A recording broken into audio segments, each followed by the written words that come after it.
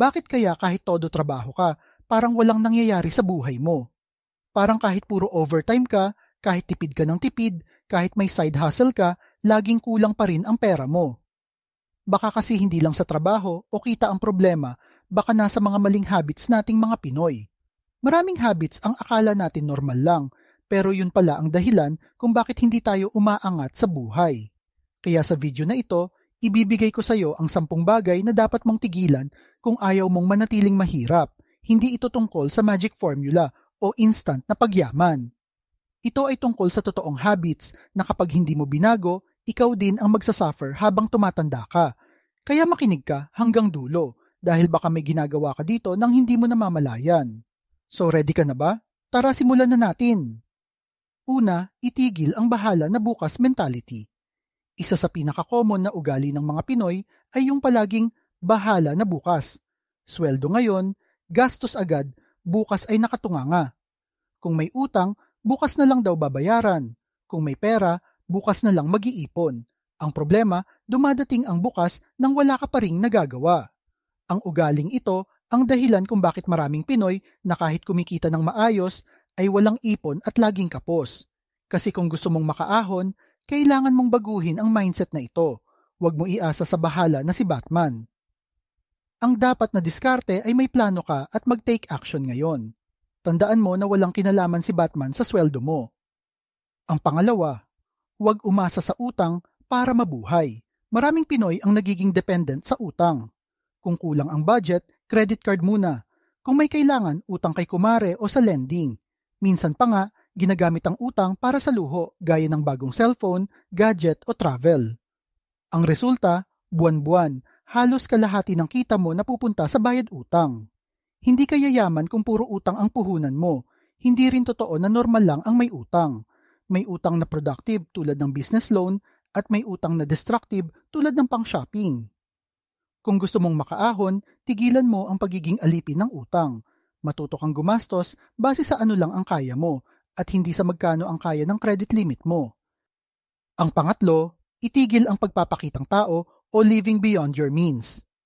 Sino dito ang guilty na bumibili ng mga branded shoes, latest iPhone o mahal na bag kahit hindi naman kaya? Marami sa atin ang nahuhulog sa trap ng porma muna mentality.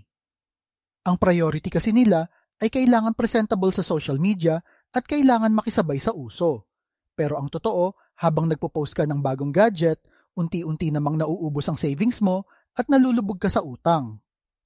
Hindi mo kailangang patunayan ang sarili mo sa mga likes at comments ng ibang tao. Ang tunay na mayaman, tahimik lang gumagalaw. Ang tunay na financial success ay hindi nakikita sa labas kundi sa laman ng bulsa at bank account mo. Ang pang-apat, itigil ang mentalidad na maghihintay ng swerte. Ang daming Pinoy na umaasa sa loto, raffle o baka biglang may blessing na dumating. Oo, minsan nakaka-excite ang tumaya, pero kung umaasa ka lang sa swerte, lilipas lang ang buhay mo kakahintay sa swerte na di naman para sa iyo. Ang tunay na yaman, hindi nakukuha sa tsamba lang, kundi sa diskarte, tiyaga at tamang desisyon. Kung gusto mong umangat ang buhay mo, huwag mong hintayin ang swerte.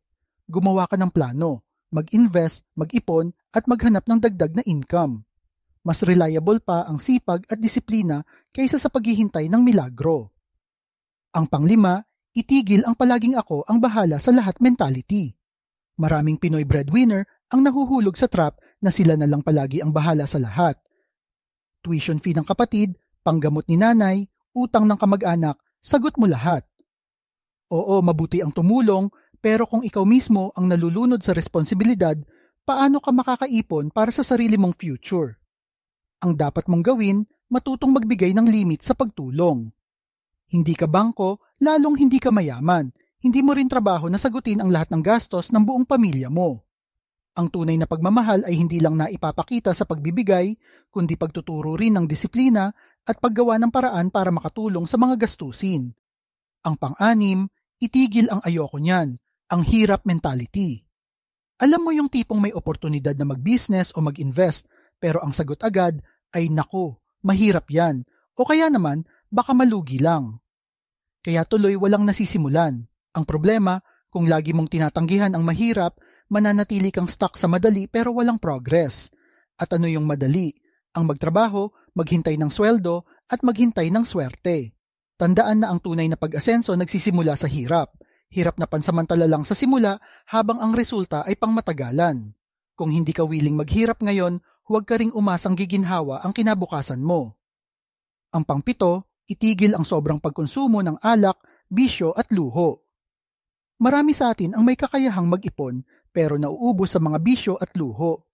Araw-araw yosi, halos lingguhan ang inuman at halos buwan-buwan may bagong binibili para lang makasabay sa uso. Kapag pinag-add mo lahat ng gastos na yan sa loob ng isang taon, baka sapat na sana para makapag-umpisa ng maliit na negosyo o makapag-invest.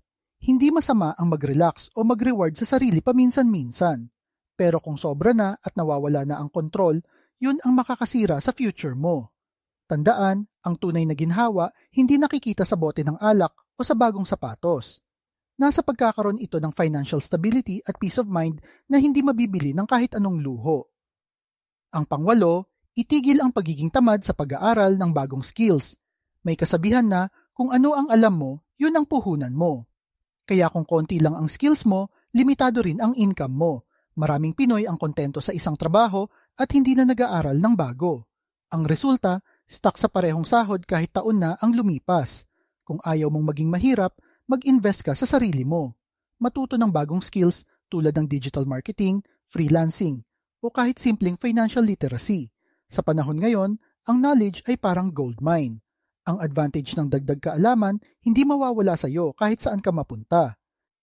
Ang pangsyam, itigil ang sobrang pagrereklamo. Maraming tao ang expert sa pagrereklamo. Maliit sweldo ko. Swerte si ganito kasi mayaman. Buti pa sila. Pero habang nagrereklamo ka, yung iba naman ay gumagawa na ng paraan para umasenso. Ang reklamo ay hindi nakakapagbigay ng dagdag income, kundi nakakadagdag lang ng stress. Kung gusto mong makaahon, itigil ang pagko-compare ng buhay mo sa iba. Lahat tayo may kanya-kanyang timeline. Mas mabuting gamitin mo ang oras sa paghanap ng solusyon kaysa sa pagrereklamo. Ang pangsampu, itigil ang saka na lang pagdating sa pag-iipon at pag-i-invest.